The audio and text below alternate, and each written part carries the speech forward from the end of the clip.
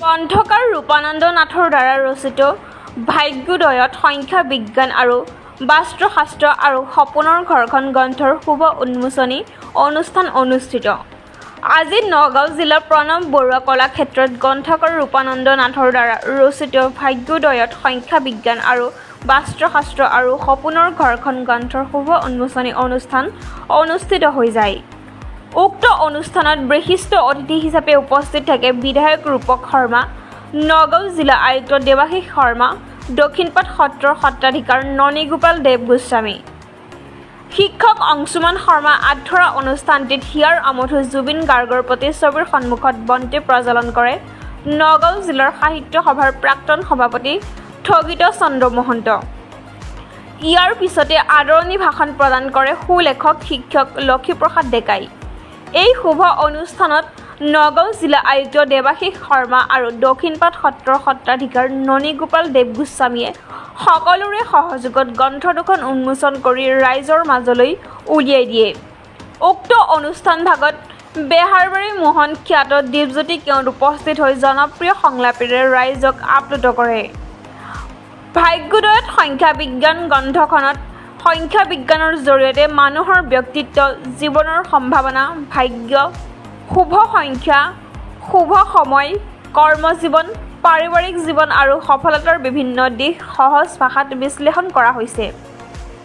একেদৰে বাস্তুশাস্ত্ৰ আৰু সপোনৰ ঘৰখন গ্ৰন্থখনত প্ৰাচীন বাস্তুশাস্ত্ৰৰ নীতি নিয়মক আধুনিক জীৱনধাৰাৰ সৈতে সামঞ্জস্য ৰাখি গৃহ নিৰ্মাণ, ভূমি নিৰ্বাচন, দিশ নিৰ্ধাৰণ, বাস্তুদোষ আৰু ইয়াৰ প্ৰতিকাৰৰ বিষয়ে বিস্তৃতভাৱে আলোচনা কৰা হৈছে।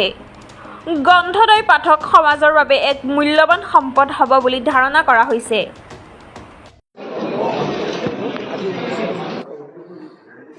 সকলো দানৰ ভিতৰত শ্ৰেষ্ঠ দান হ'ল জ্ঞান দান, যাক প্ৰদান কৰিলে নকমে দুগুণ বাঢ়ি যায়। তেনে এটি মহান কাৰ্য আজি সম্পাদন কৰি উলিয়ালে ৰূপানন্দ নাথদেৱে। তেওঁৰ জীৱনত অশেষ কষ্ট কৰি যি বাস্তুশাস্ত্ৰৰ জ্ঞান আজিৰ পৰা ৫,০০০ বছৰ আগতেই আমাৰ ঋষিমুনিসকলে মানৱ জীৱনৰ বাসগৃহ আদি নিৰ্মাণ কৰাৰ ক্ষেত্ৰত, নিবাস কৰাৰ ক্ষেত্ৰত অসুবিধা নহ'বলৈ যি প্ৰক্ৰিয়া ব্যৱস্থা কৰি গৈছিল, সেই প্ৰক্ৰিয়া তেখেতে অধ্যয়নৰ মাজেদি লাভ কৰি তাক কেৱল নিজৰ উপযোগীৰ কাৰণে ব্যৱহাৰ নকৰি ৰাইজৰ সুবিধাৰ্থে দুখন গ্ৰন্থ হিচাপে উন্মোচন কৰি ৰাইজক প্ৰদান কৰিছে। ই অতি প্ৰশংসনীয় কাৰ্য আৰু মই আশা ৰাখিছোঁ এই কিতাপ দুখনৰ মাজেদি আমাৰ জীৱনত বহু উপকাৰ সাধিত হ'ব। কাৰণ সাংখ্য যুগত এটা কথা আছে, একৰ বাওঁফালে যদি এটা শূন্য দিয়ে তাৰ কোনো মূল্য নাই, আৰু যদি তাৰ সোঁফালে এটা শূন্য দি দিয়ে তেতিয়াহ'লে সেই 10 গুণ বাঢ়ি যায়। তেনেধৰণেৰে জ্ঞানটো যেতিয়া উপযুক্ত হিচাপে ব্যৱহাৰ কৰিব তেতিয়াহে তাৰ ফলপ্ৰসূ হ'ব। তাক যদি যধে মধে য'তে ব্যৱহাৰ কৰে তেতিয়াহ'লে তাৰ পৰা আমাৰ জীৱনত উপকাৰতকৈ অপকাৰ হোৱাৰ হেৰিয়ে বেছি। গতিকে এই পুস্তক দুখনে সমাজত এটা সুন্দৰ প্ৰভাৱ পেলাব বুলি আশা ৰাখি কিতাপ দুখন সুন্দৰকৈ তেখেতে আমাৰ মাজলৈ মুকলি কৰি দিয়াত তেখেতলৈ আমাৰ শুভাশীৰ্বাদ আৰু শুভেচ্ছা থাকিল। ধন্যবাদ। নতুনকৈ প্ৰাণ পাই উঠিছে, নতুন প্ৰজন্ম বুলি নহয়, শ্ৰোতাৰ কাৰণে এখন কিতাপ কি ক'ম? আজি আমাৰ নাথ ডাঙৰীয়া, আমাৰ ৰূপানন্দ নাথ ডাঙৰীয়াৰ আজি দ্বাৰা ৰচিত বা তেওঁৰ দ্বাৰা লিখিত এখন সুন্দৰ এখন পুস্তক, আজি বাস্তুশাস্ত্ৰ আৰু নিউমাৰলজিৰ ওপৰত সুন্দৰ দুখন শাস্ত্ৰ।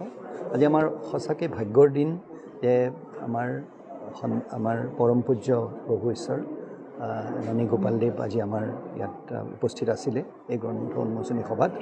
আৰু মোৰ দৃঢ় বিশ্বাস যে এই পুস্তকখনে অকল এই উন্মোচনী সভাতে আবদ্ধ হৈ নাথাকি আমাৰ ভাৰতবৰ্ষৰ যি পৰম্পৰা বাস্তুশাস্ত্ৰ তথা নিউমাৰলজি, এই যি ছায়েন্স, মই বিজ্ঞান বুলিয়ে ক'ম, এই বিজ্ঞান যাতে আমি ৰাইজৰ মাজলৈ কঢ়িয়াই লৈ যাব পাৰোঁ। ইয়াৰ মাজত বহুতো ৰাইজৰ ধৰি লওক কিবা বিবাদ থাকিব পাৰে, কিন্তু এই পুস্তকখন পঢ়ি চালেহে আমি প্ৰকৃততে গম পাম যে ইয়াৰ লগত আমাৰ বৈজ্ঞানিক কি তথ্য আছে বা কেনেধৰণে অংক জড়িত হৈ আছে আৰু এই অংকই গোটেই জ্ঞানখিনি আমাক সুন্দৰকৈ প্ৰকাশ কৰে। মই ভাবোঁ যে ৰাইজ নিশ্চয় উপকৃত হ'ব আৰু মই অনুষ্ঠানটিৰ তথা নাথ ডাঙৰীয়াক মই মোৰ শুভেচ্ছা শুভকামনা জনাইছোঁ আৰু আশা কৰিছোঁ যাতে পাঠক সকলে এই পুস্তকখন নিশ্চয় গ্ৰহণ কৰিব আৰু তেওঁলোকে গ্ৰহণ কৰি পুস্তকখন পঢ়ি তেওঁলোক উপকৃত হ'ব। লেখক জ্যোতিষী ৰূপানন্দ নাথ তেখেতৰ দুখন খুব অতি বহুমূলীয়া কিতাপ আজি শুভ উন্মোচন ইতিমধ্যে কৰা হ'ল। বাস্তুশাস্ত্ৰৰ সপোনৰ ঘৰখন। আমি সকলোৱে জানো যে যেতিয়া সপোনৰ এখন ঘৰ বনাওঁ সেই ঘৰটোত কেতিয়াবা এই বাস্তুশাস্ত্ৰৰ আমি সাধাৰণতে নিয়ম মানো, কাৰণ কিয় আমাৰ মনত ভাৱ যে সুন্দৰকৈ যদি ঘৰখন বনোৱাৰ পিছত কোনো যাতে একো দুখ নাথাকে তাৰ কাৰণে বাস্তুশাস্ত্ৰ অতি প্ৰয়োজন। আজিকালি দেখা পাইছে প্ৰায়বিলাকে বাস্তুশাস্ত্ৰ মতে ঘৰবিলাক বনোৱা আৰম্ভ কৰিছে। গতিকে তেওঁ ইয়াত লিখিছে যে আপুনি মানিব নালাগে কিন্তু জানক। অৰ্থাৎ বাস্তুশাস্ত্ৰটো কি হয়তো বহুতে নাজানে। এই কিতাপখন পঢ়িলে নিশ্চয় বাস্তুশাস্ত্ৰভাৱে জানিব পাৰিব। লগতে ভাগ্যোদয়ত সংখ্যা বিজ্ঞানটো কি, বহুতে কুস্তি চাই বহুতে হাত চাই দেখা পাইছে, কিন্তু সংখ্যাৰ দ্বাৰা যে ভাগ্যোদয় হ'ব পাৰে তাৰ এখন সুন্দৰ কিতাপ তেখেতে নিৰ্মাণ কৰি এখন লিখি ওলাইছে। দুইখন কিতাপ খুব সুন্দৰকৈ উন্মোচিত হ'ল। মই ধন্যবাদ জনাইছোঁ ৰূপানন্দ নাথ ডাঙৰীয়াক যে দুখন খুব মূল্যৱান গ্ৰন্থ ৰাইজক উপহাৰ দিয়াৰ কাৰণে। বিৰাট ভাল লগা কথা আৰু এই সুযোগতে শ্ৰদ্ধা ককাইদেউ ৰূপানন্দ নাথ ডাঙৰীয়াক শুভেচ্ছা জ্ঞাপন কৰিছোঁ আৰু বাস্তুৰ প্ৰতি আকৃষ্ট হৈছোঁ তেখেতৰ মুখত শুনি আমি যিহেতু বিভিন্ন ভিডিঅ'ত চাওঁ, মানে জীৱনৰ এটা এলাইনমেণ্ট বুলি কয় বাস্তুশাস্ত্ৰ, আৰু যিকোনো বস্তু যিকোনো দিশত কৰিলেহে সঠিক দিশত কৰিলেহে তাৰ এটা এনাৰ্জি পোৱা যায়। তেখেতক লগ পোৱাৰ পিছতে বুজিছোঁ আৰু তেখেতৰ গোটেইখিনি কথা আগতে মোক কৈছিলে যে কিতাপ আকাৰে মানে প্ৰকাশ কৰিম, আৰু কাৰণ কিতাপ আকাৰে যেতিয়া মানুহে পঢ়ে মানুহে বুজি পাব, বাৰে বাৰে পঢ়িব পাৰিব, কাৰণ আপোনাৰ মুখে মুখে যেতিয়া বুজাব এবাৰ কোৱাৰ পিছত আপুনি হয়তো পাহৰি যাব পাৰে, কিন্তু কিতাপ আকাৰে যেতিয়া ইয়াত লিখা হ'ল মানুহে নিজৰ ভুলটো এতিয়া সঠিক দিশত ক'ত ভুল হৈ আছে, ক'ত মানে এনাৰ্জি কমি আছে, য'ত বেলেঞ্চ কৰি পেলাই কৰি ল'ব পাৰিব।